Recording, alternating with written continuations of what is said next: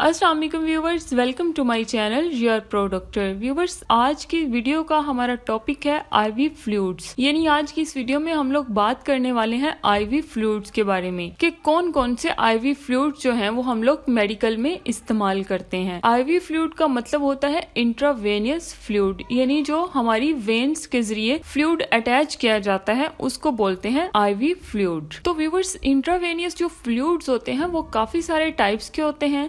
सबसे पहले हम देखते हैं नॉर्मल सलाइन, डीएनएस, आरएल, आइसोलाइट और मैनिटोल। और भी बहुत सारे टाइप्स के आईवी फ्लूइड्स होते हैं। तो चलिए व्यूवर्स, वीडियो को शुरू करते हैं और जानते हैं नॉर्मल सलाइन के बारे में। तो 100 ml नॉर्मल सलाइन में 0.9 ग्राम NaCl मिला होता है, यानी सोडियम क्लोराइड होता है, प्लस डिस्टल वाटर होता है। तो व्यूवर्स, इसमें जो डिस्टल वाटर होगा वो कितना होगा? डिस्टल वाटर जो आपका होगा वो होगा QS मतलब क्वांटम सैटिस। क्वांटम सैटिस वो होता है कि इसमें जितनी अमाउंट जरूरी है इस पूरे सोल्यूशन को बनाने के लिए। तो व्यूवर्स, नेक्स्ट हम लोग बात कर लेते हैं नॉर्मल सलाइन के यूजेस के बारे में कि नॉर्मल सलाइन का यूज हम लोग कहाँ कहाँ पर करते हैं। सबसे पहला यूज आता है हमारा कि इसमें डिहाइड्रेशन में इसका इस्तेमाल करते हैं। डिहाइड्रेशन मतलब पानी की कमी हो जाती है जिन लोगों में, तो उनमें नॉर्मल सलाइन का इस्तेमाल किया जाता है। इलेक्ट्रोलाइट इम्बैलेंस हो जाते हैं तब नॉर्मल सलाइन का इस्तेमाल किया जाता है। और तीसरा व्यूवर्स, हाइपोनेट्रीमिया के केस में इसका इस्तेमाल किया जाता है। हाइपोनेट्रीमिया का मतलब होता है कि अगर आपकी बॉडी में सोडियम की कमी हो जाती है तो उसको हाइपोनेट्रीमिया बोलते हैं, तो तब नॉर्मल सलाइन का इस्तेमाल किया जाता है। और नेक्स्ट व्यूवर्स, वुंड वॉशिंग में इसका इस्तेमाल किया जाता है। यानी आपको किसी भी किस्म का कोई भी जख्म हो गया है तो उसको वॉश करने के लिए नॉर्मल सलाइन का इस्तेमाल किया जाता है। और नेक्स्ट व्यूवर्स, व्हीकल इंजेक्शन में नॉर्मल सलाइन का इस्तेमाल किया जाता है। व्हीकल इंजेक्शन मतलब जो आपके इंजेक्शन पाउडर फॉर्म में आते हैं तो उसको हम डिस्टल वाटर के साथ भी मिला लेते हैं, और कुछ कुछ केसेस में आप नॉर्मल सलाइन के साथ भी मिलाते हैं। और नेक्स्ट व्यूवर्स,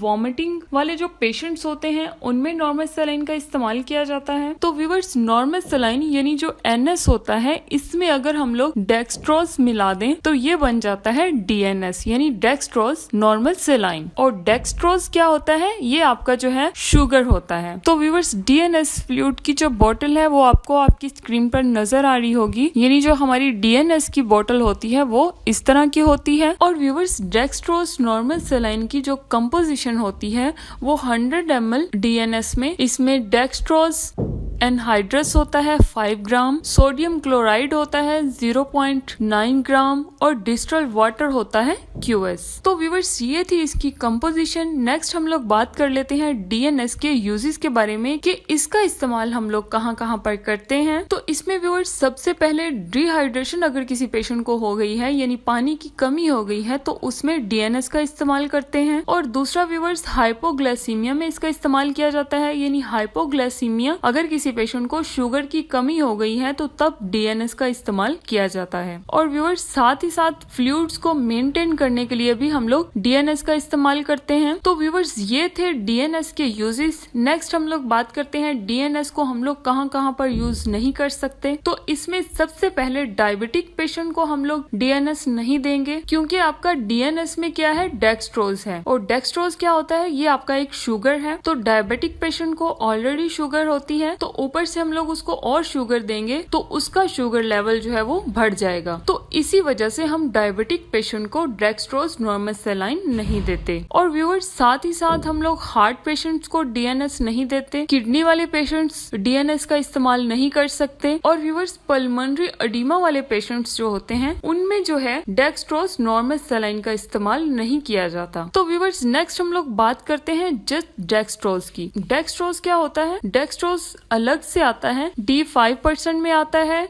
D10% में आता है और D25% में भी आता है। तो ये D5, D10 और D25 ये 100 ml में कितना कितना होता है ये हम लोग देख लेते हैं। तो अगर हम लोग D5% में पढ़ेंगे तो 5 ग्राम डेक्सट्रोज होगा और डिस्टल वाटर QS होगा। और नेक्स्ट अगर हम D10% में पढ़ें तो 10 ग्राम डेक्सट्रोज होगा और डिस्टल वाटर जो है ये QS होगा। तो इसमें अगर हमें 25% बनाना होगा तो इसमें 25 ग्राम होगा डेक्सट्रोज और क्रिस्टल वाटर जो होगा ये QS होगा। तो व्यूअर्स नेक्स्ट हम लोग बात कर लेते हैं रिंगर लैक्टेट सोल्यूशन की। तो रिंगर लैक्टेट सोल्यूशन जो होता है इसकी कंपोजिशन में सबसे पहले लैक्टिक एसिड मिला होता है, सोडियम हाइड्रोक्साइड होता है, सोडियम क्लोराइड होता है और पोटेशियम क्लोराइड होता है। यानी इसमें जो लैक्टिक एसिड होता है 0.24 ml होता है और सोडियम हाइड्रोक्साइड जो होता है ये 0.115 ग्राम होता है और सोडियम क्लोराइड 0.60 ग्राम होता है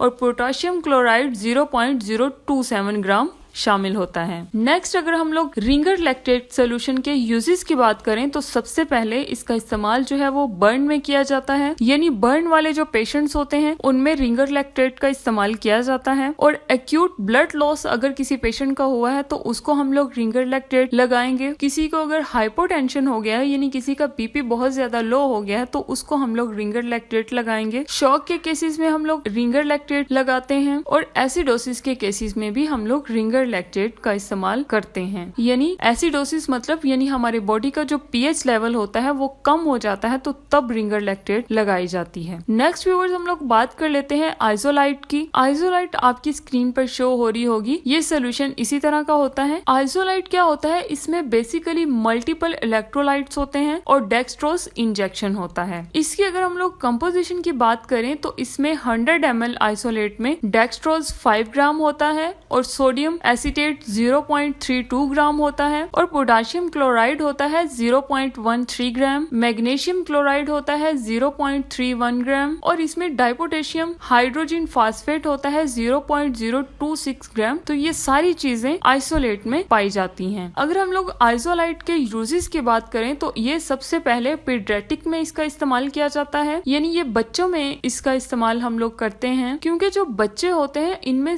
एकदम से हम लोग सोडियम वगैरह नहीं दे सकते, इसलिए जो है आइसोलाइट का इस्तेमाल किया जाता है। तो व्यूअर्स ये था आइसोलेट का इस्तेमाल। नेक्स्ट हम लोग बात करते हैं मैनिटोल सोल्यूशन की। मैनिटोल सोल्यूशन जो होता है ये आपको आपकी स्क्रीन पर नजर आ रहा होगा कि ये इस तरह का होता है। मैनिटोल सोल्यूशन जो होता है ये काफी सारे टाइप्स के आते हैं। फॉर एग्जाम्पल 5%, 10%, 15% और 20% और 25% यानी अलग अलग टाइप्स के ये मैनिटोल सोल्यूशन आते हैं। अब हम लोग बात कर लेते हैं कि मैनिटोल सोल्यूशन को हम लोग यूज कहाँ पर करते हैं। तो मैनिटोल सोल्यूशन को हम लोग यूज करते हैं यूरिनेशन को इंक्रीज कराने के लिए या फिर एक्यूट रीनल फेलियर के केसेस में हम लोग मैनिटोल सोल्यूशन का इस्तेमाल करते हैं और इसका इस्तेमाल सेरिब्रल एडिमा में किया जाता है या फिर ग्लोकोमा के केस में इसका इस्तेमाल किया जाता है। तो व्यूअर्स ये सारे जो फ्लूइड्स हैं इसको हम लोग मेडिकल में इस्तेमाल करते हैं। उम्मीद है आज की इस वीडियो से आपको बहुत कुछ सीखने को मिला होगा। अगर आपको वीडियो अच्छी लगी हो तो प्लीज मेरा चैनल योर प्रो डॉक्टर को जरूर सब्सक्राइब कर लें और बेल आइकन को प्रेस कर दें ताकि मेरी हर नई आने वाली वीडियो आप तक बआसानी पहुंच सके। अगर आपने वीडियो को एंड तक देखा है तो बहुत शुक्रिया। अल्लाह हाफिज।